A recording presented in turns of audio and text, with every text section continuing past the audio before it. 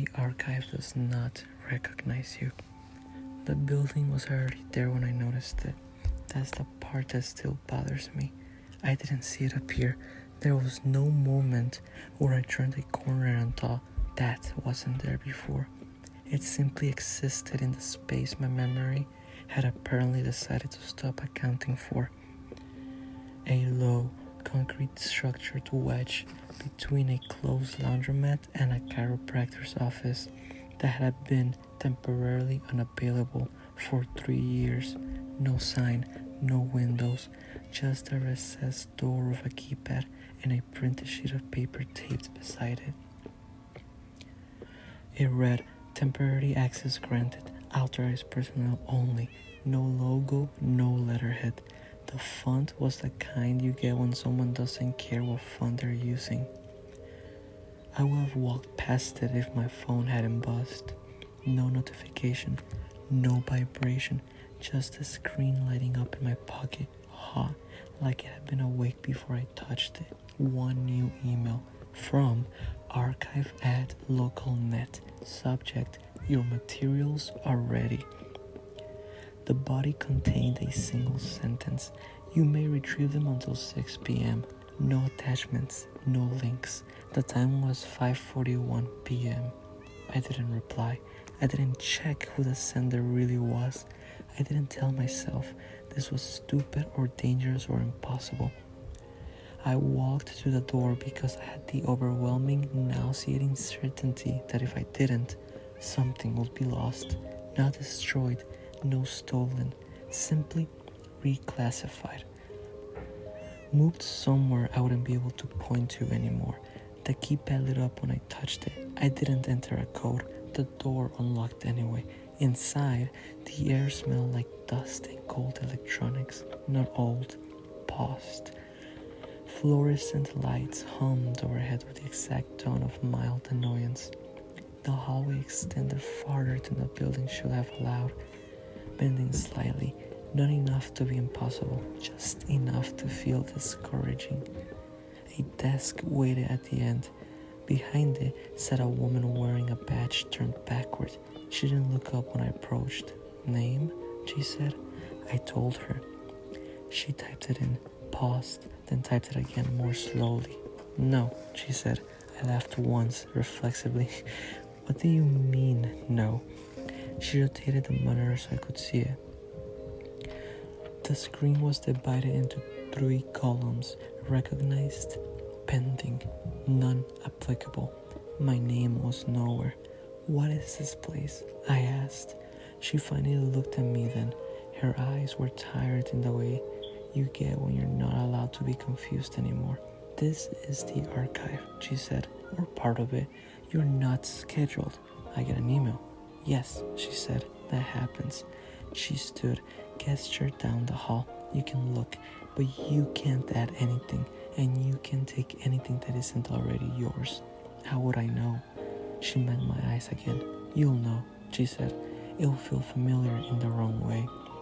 She handed me a plastic card. Temporary visitor. No expiration date. The hallway branched into rows. Shelving units taller than my apartment ceiling, each filled with identical gray containers. No labels, no numbers, just an overwhelming sense of volume, like walking into a library where all the books had agreed not to tell you their titles. I passed a man, standing motionless in one aisle, staring at a box he hadn't opened. His lips moved slightly, like he was reading something only he could see. Farther down, a teenager sat on the floor crying silently, hands pressed over her ears, rocking. No one intervened. No one looked surprised. I stepped at random and pulled a container free. Inside was a VHS tape, handwritten on the spine. "Tuesday, you left early." My stomach tightened. I don't own a VCR. I put it back and kept walking. Another container. A stack of printed emails I never remembered sending. A voicemail transcript where my voice said something cruel with perfect clarity.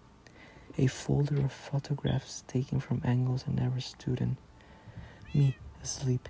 Me Waiting at bus stops, me staring at my phone with the same vacant expression I had seen on the man in the aisle. I wasn't being followed, I was being kept. At the far end of the archive, behind a door I hadn't noticed until I was already opening it, was a room with no shelves at all, just a chair and a screen. It turned on when I sat. A familiar interface loaded, not any specific website, but the idea of one. A place where things were uploaded, sorted, briefly noticed, then buried under the next wave. There was a progress bar at the bottom, processing you. Clips began to play, not memories, not dreams, attempts. Me starting something and abandoning it halfway through. Messages I typed and deleted. Apologies rehearsed but never spoken. Decisions deferred so long they quietly expired. Each clip ended the same way, a pause, then text, archived as non-event. I tried to stand. The chair did not restrain me. There were no straps, no locks. I simply couldn't convince my body that standing was an available option. A new window opened. Would you like to continue? Yes was highlighted. No was present, but dimmed, not disabled, just tired, like it had been clicked too many times by other people who thought it meant something. I thought of the cave stories I loved, the cursed games, the websites that watched you back, the systems that didn't hate you, just waited patiently for you to finish failing. I didn't agree to this, I said aloud. The screen responded. Consent was not required for classification. Another clip loaded. This one hadn't opened yet. It showed me leaving the archive, walking home.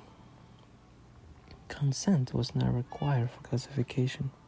Another clip loaded. This one hadn't happened yet. It showed me leaving the archive, walking home, sitting alone, opening my laptop, trying to write about this experience in a way that made it feel meaningful, trying to warn people, trying to frame it as horror instead of bureaucracy. The clip ended. Predicted outcome ignored. I laughed then, a cracked sound. Then why show me? I asked. The cursor blinked. Because you looked. The progress bar reached 99%. The lights flickered. I was suddenly standing in the hallway again. Visitor card warm in my hand. The desk at the front was empty. The door stood open. Outside, the sky looked normal in the way dreams do, detailed enough not to question. My phone buzzed. Another email. Subject: retrieval complete. Body: thank you for your contribution. I turned back. The building was still there, but smaller, compressed like a file after upload. I walked away. That night, I tried to sleep. I dreamed of shelves growing inside my apartment, of boxes labeled with days I hadn't lived yet, of a future where every choice I made slid neatly into place, not judged, not punished, simply stored. When I woke up, my phone was on my nightstand, open, a draft email unsent. 2. Archive at localnet. Subject: I found something else. The cursor blinked, waiting, and somewhere, not watching, not hunting, something patient adjusted its records and made room. I didn't send the draft. That's what I told myself anyway. I remember deleting it. I remember the little trash can icon. I remember the relief. Thin, fake, but relief all the same. In the morning, it was back. Same recipient, same subject, same blinking cursor like it hadn't moved in the hours I had spent sweating into my pillow. I tried to change the subject line. It changed back. I tried to delete the recipient. It reappeared letter by letter, like someone calmly retyping what I had accidentally removed. So I did what everyone does when reality starts acting like an app with admin privileges. I tested boundaries. I toggled airplane mode. I shut the phone off. I took the SIM card. I put the phone in a drawer and walked into the shower like hot water could rinse the unease out of my bones. When I came back, the drawer was open. My phone was on the bed. The draft was still there. and now the body had one extra line. You may retrieve them until 6 p.m. Same sentence, same time limit, different day. It wasn't a warning anymore, it was a schedule. I didn't go back immediately. I waited because stubbornness is the only weapon you think you have when something bigger than you is trying to unboard you. I went through my day like I was normal. I went to class, I answered messages, I laughed at jokes that didn't land, I pretended I wasn't thinking about gray boxes and a woman who didn't recognize my name like she hadn't met me. At 5:39, my stomach started to hurt. Not anxiety, not nerves, something more physical, like my body had been trained into obedience and was now pulling the leash itself. At 5:41, my phone lit up. No vibration, no sound, just that hot screen glow. From archive at local.net. Subject, reminder, pending items. You may retrieve them until 6 p.m. The time was still 5:41. I don't know how to explain that without sounding insane. The clock on my phone hadn't moved. The seconds weren't passing. The little dot in the corner that shows location services flickered on and off, like a nervous tick. I stood up and left, because at a certain point you stop arguing with the universe and start negotiating with it. The building was there. Of course it was. The paper on the door was new, freshly painted, corners still stiff. Temporary access granted. Returning visitors, please use side entrance. There hadn't been a side entrance. There was now. The hallway inside smelled the same. Dust, cold electronics, the faint copper tang of something sterilized too many times. But the lighting was different. Brighter, like the place wanted to look less suspicious, like it had learned from the last time. The woman behind the desk was there again. Same badge turned backward, same dead calm. She didn't ask my name this time. She just held out her hand. I gave her the visitor card. She slid it through a reader that wasn't there before. The monitor beeped. Her eyebrows lifted a fraction. Ah, she said, like she had finally located the right tab. You returned. I didn't want to, I said. I know, she replied. Most don't. Most? She shrugged, and it was the first human movement I had seen from her. Enough, she said. Follow the markers. Don't open anything labeled recovered unless you're prepared to accept it as yours. That doesn't make sense. It will, she said, and looked past me like she was watching someone else in line. Also, if you see yourself, don't wave. It confuses the indexing.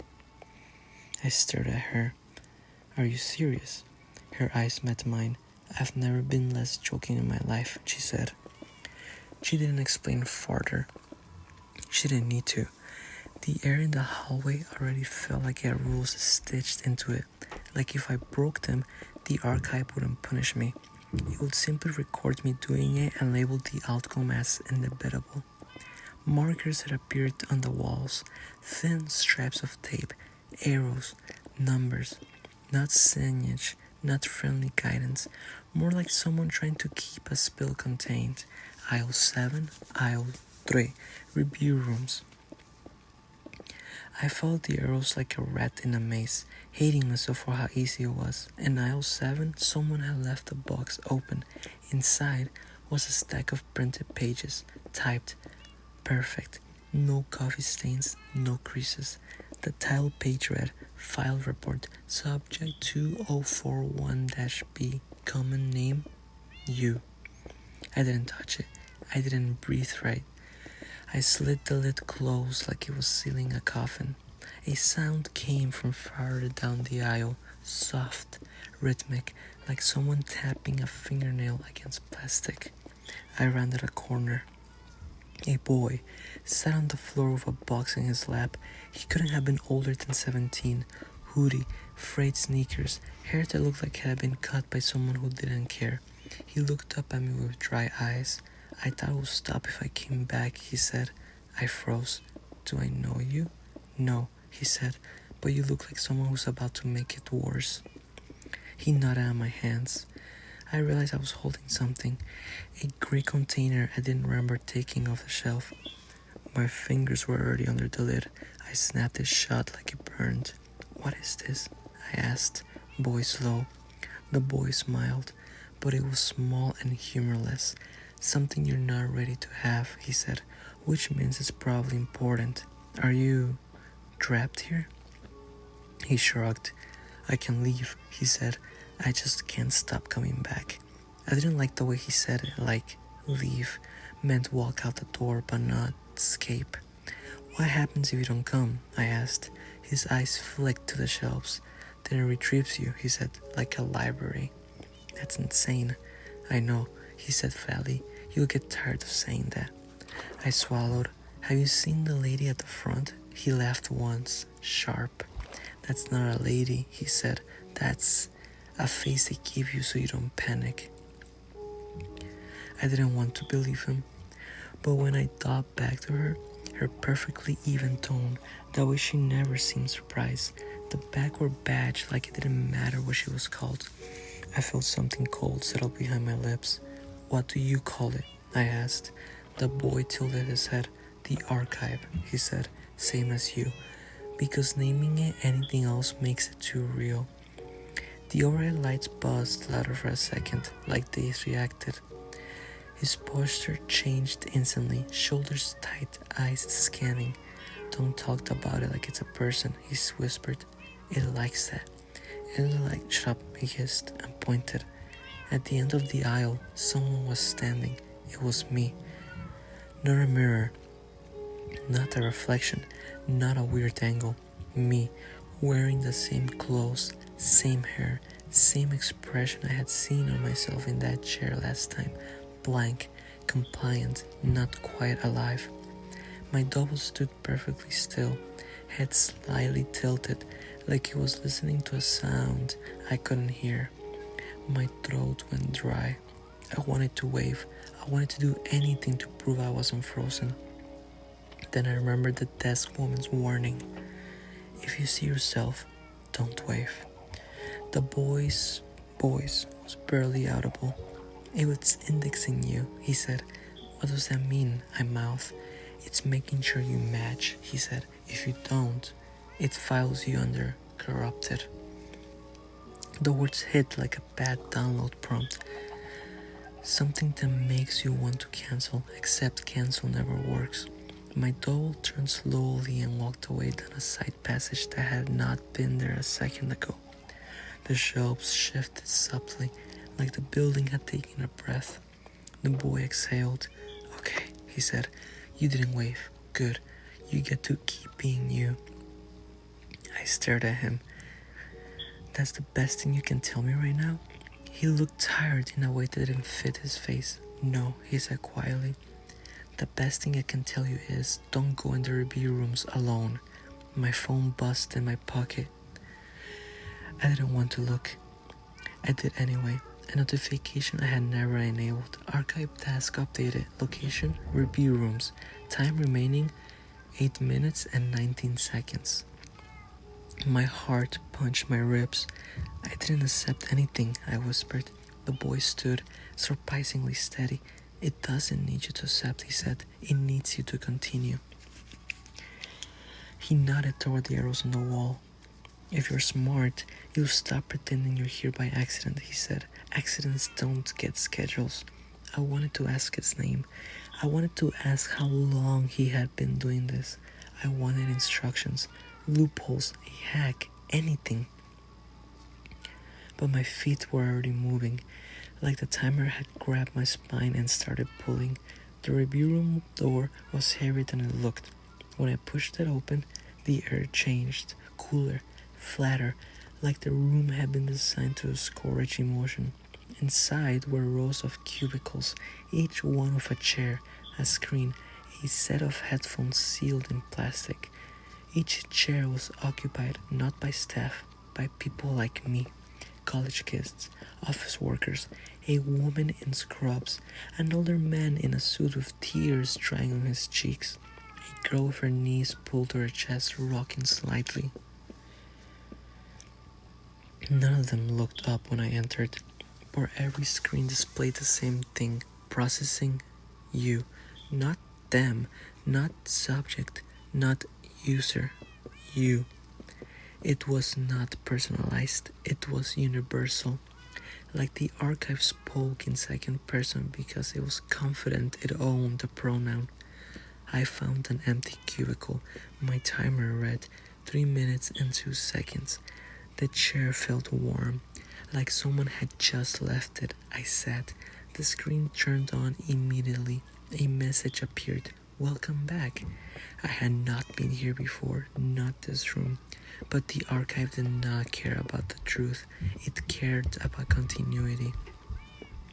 The next line: you have been assigned a recovery time. A progress bar loaded.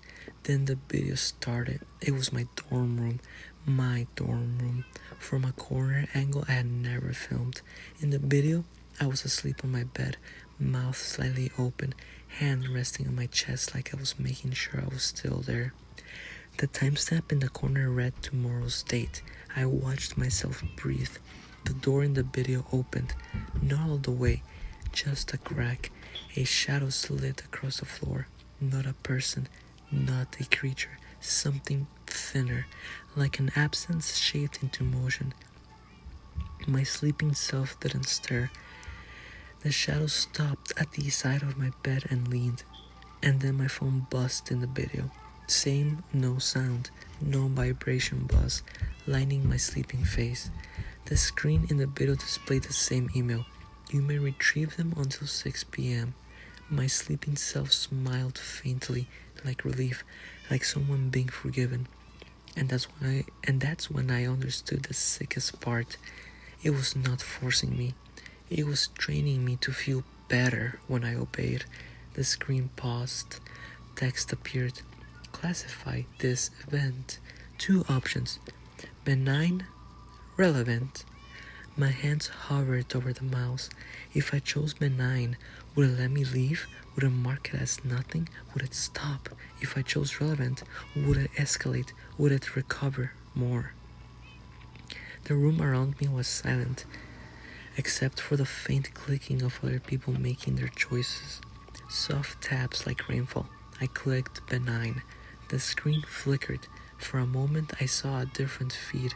A room I did not recognize. White walls. A mattress on the floor. Someone tied down. I blinked, and it was gone. The original video returned. Next text. Incorrect. My stomach dropped. Reclassify. The cursor moved on its own and clicked. Relevant. My hand jerked back like I had been bitten. The progress bar ticked forward. Recovery initiated. The headphones in their plastic bag crinkled by themselves. Then, softly, from inside the sealed plastic I heard a sound. Breathing. In. Out. In. Out. Too steady. Too intentional. The screen displayed the last message of the session. Thank you for your contribution. The cubicle lights dimmed. The timer vanished, and everyone stood at once. Not panic, not desperate, just empty. Like the archive had pressed eject on a tray and we were the discs sliding out. I walked out of the review rooms in a daze. The boy from the aisle was waiting near the door like he had predicted this. He took one look at my face and swore quietly. He gave you a recovery item, he said. I did not speak. I couldn't. He leaned closer. Listen, he said, fast. Whatever it shows you, don't try to be brave. Don't try to be clever. Clever gets you noticed. What do I do then? I managed. He swallowed, eyes starting like he expected the shelves to move. You do what it wants, he whispered, voice shaking with fury and resignation, until you learn what it hates. My phone lit up again. Not an email this time.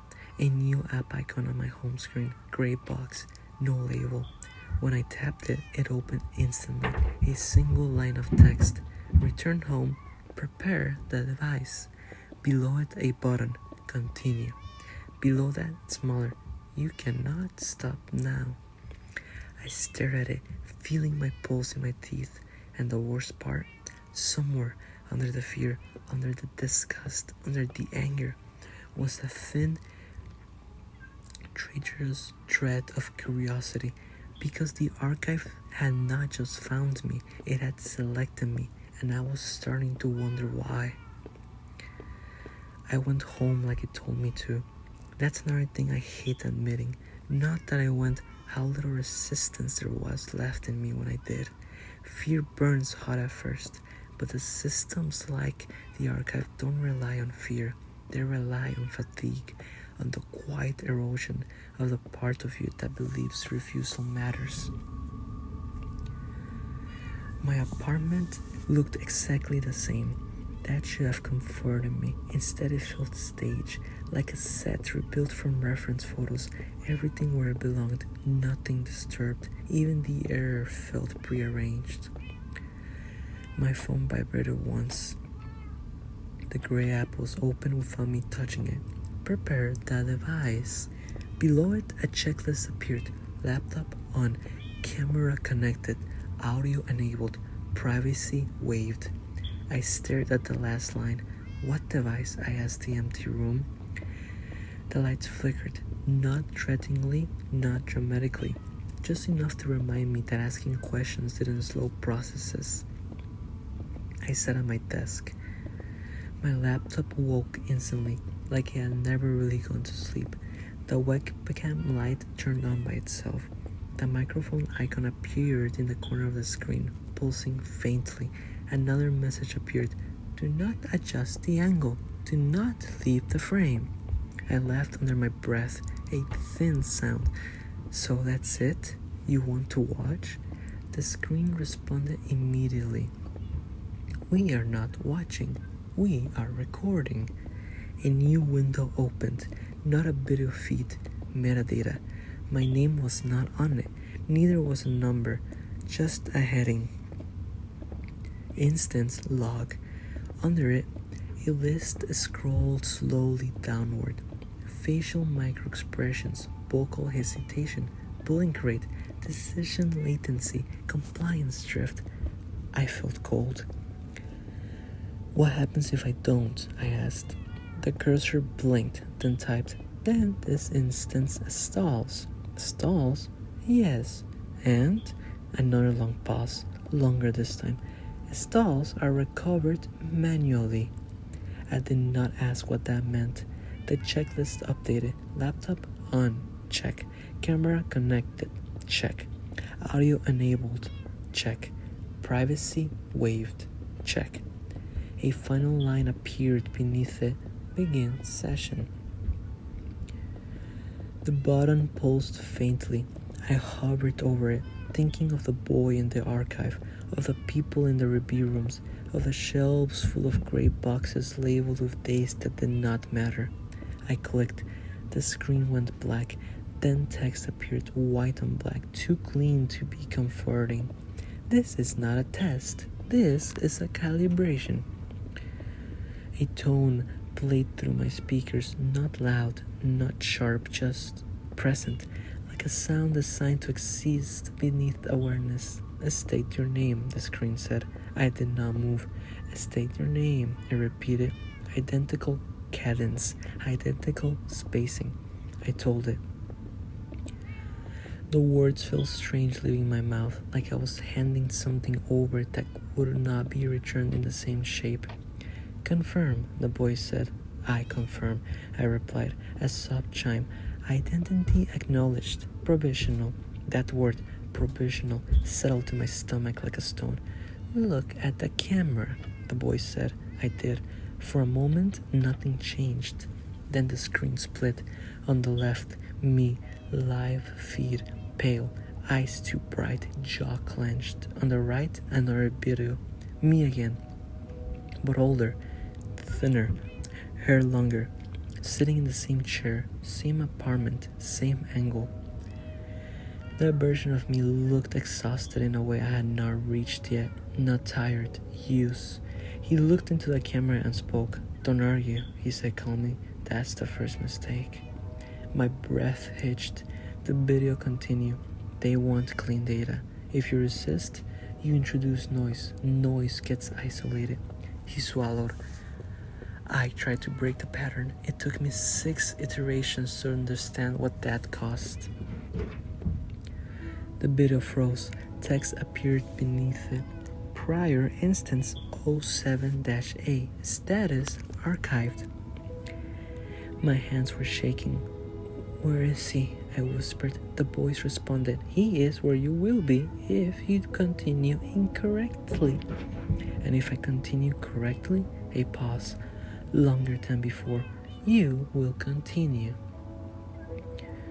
The right-hand video disappeared. The left feed, me, expanded to fill the screen again.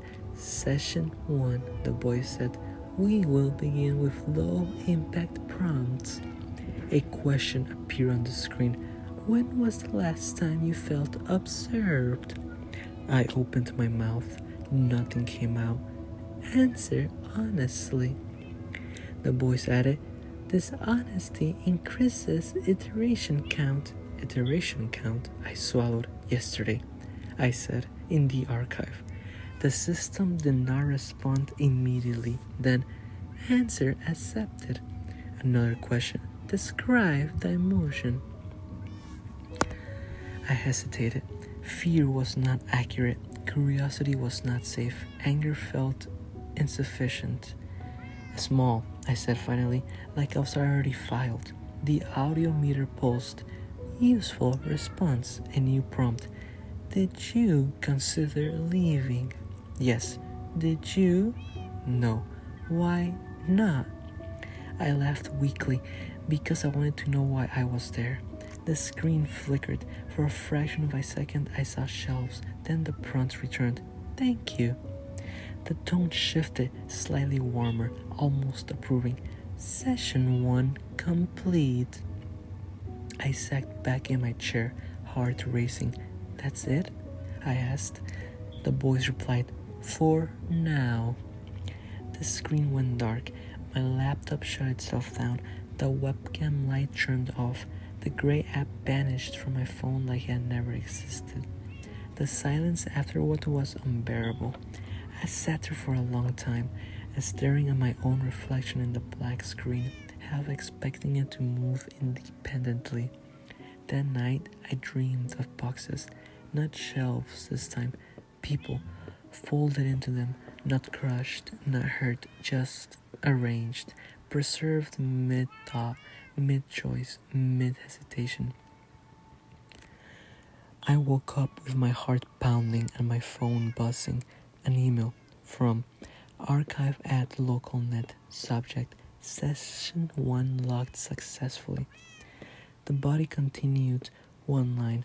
Your cooperation has been noted. Below it, smaller. Next session scheduled. Time, 6 p.m. No date, just time. I did not go to class the next day. I did not leave my apartment. I spent hours trying to convince myself this was a breakdown. A hallucination, stress, that I had just absorbed too much horror, too many stories about cursed systems and watching entities. Then I found something new on my laptop, a folder. Gray icon, no name. Inside it were videos, hundreds, short clips, seconds long, people sitting at desks, on beds, in cars, looking into cameras with the same tense, uncertain expression. All of them answered questions. All of them hesitated the same way. And in the corner of every video, instance log, active. At the bottom of the folder was a text file. I opened it. Recovered instances summary. Most entries were marked archived, non-compliant, data exhausted. One category appeared far less often, escaped. There were 3 names. None of them were mine. One of them was scratched out. The cursor blinked at the end of the document, and for the first time since this started, the system did not tell me what to do next.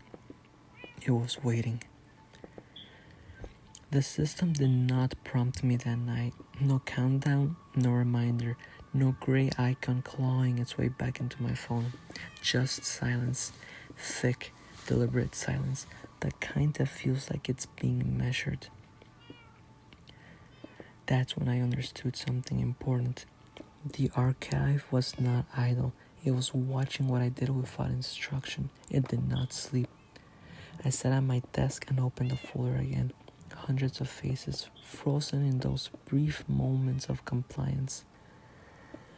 Some cried, some joked, some stared straight into the camera like they were daring it to flinch first. I clicked one at random. A woman in scrubs, hospital badge still clipped to her chest. She looked exhausted, in the way people do when they're running an obligation instead of hope. State your name, she did. Confirm. She hesitated, just long enough. The video stuttered, the audio warped, then the screen split and I saw another version of her, older, hollow-eyed, shaking her head slowly. Don't, the older one mouthed.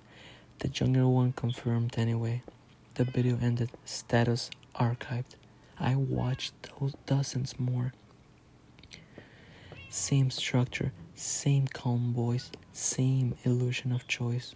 The only variation was how long it took them to give in. That's when I noticed something else. The ones marked escape did not look triumphant, they looked unfinished. Their videos ended mid-sentence, mid-motion. One of them stood up from the chair and walked out of frame. Another laughed, sharp and unsteady, and closed their laptop.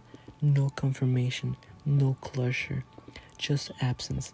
I opened the scratched down name. The file resisted for half a second, long enough to be noticed, then opened anyway. The video quality was worse, grainy, older. The interface was different, less refined, like the archive had not yet learned how to wear a human-friendly mask.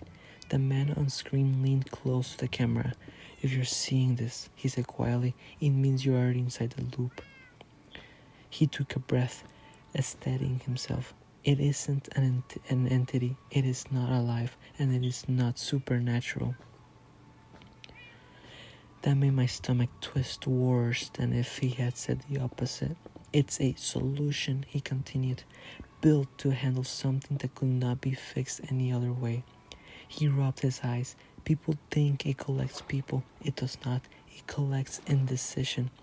Moments that never resolve. Choices that rot in place. That things reality does not know what to do with. The screen flickered.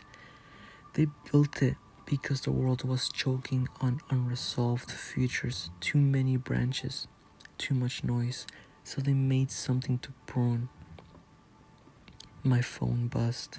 Not an email. A system alert. Session 2 available. I ignored it. The man on the video kept talking. It does not punish you. That's the trick. It finishes you. Turns you into a completed data point. That's why compliance feels like relief. I thought of the video of myself smiling faintly in my sleep. He leaned even closer. Escaping does not mean running, he said. It means refusing to resolve. The video cut to static. Status escaped. I sat back, heart pounding. The archive did not create itself, it was built, which meant it could be broken, but not the way you break monsters or curses or haunted games. You could not destroy it. You could not outsmart it. You had to starve it. At 5:59 p.m., my phone lit up on its own. Session 2 beginning. The gray app reappeared. I did not touch it. The laptop turned on. The webcam light came back. The familiar voice spoke calm and precise. Look at the camera. I did not. Look at the camera, it repeated. I stood up. My heart hammered so hard it hurt. Every instinct screamed at me to sit back down, to finish the process, to let it smooth the edges of me until I fit. Instead, I picked up my laptop. The voice paused. Return to frame, it said. I carried the laptop into the bathroom and set it on the sink, angled toward the mirror. The webcam saw me, but not the way it wanted. The screen flickered violently. Do not alter the environment. The voice. Sharper now. It looked at my reflection, really looked, not the image on the screen, the real one. I don't consent, I said. Silence. Then, consent is not required. I know, I said, but the resolution is. The words felt strange, but right, like a lock clicking open. I reached out and closed the laptop, not slammed, not ripped out the battery, just closed it. The voice got off mid-word. My phone buzzed again, harder this time. Recovery in progress. The lights flickered. The air felt tight, like before a storm. I did not wait. I walked outside. The building was not there, not smaller, not compressed. Gone. The laundromat was just a laundromat. The chiropractor's office had lights on for the first time in years. My phone went dark. No gray app, no emails, no alerts. That was 3 days ago. Nothing has happened since. That's the part that scares me the most. No dreams, no prompts, no sense of being watched. But sometimes, when I hesitate too long over a decision, when I leave something unfinished, when I feel that familiar pull toward letting someone else decide for me, I feel it, not watching, waiting, because the archive does not hunt, it does not chase, it does not punish. It just trusts that eventually people will want the relief of being finished, and next time I might not close the laptop.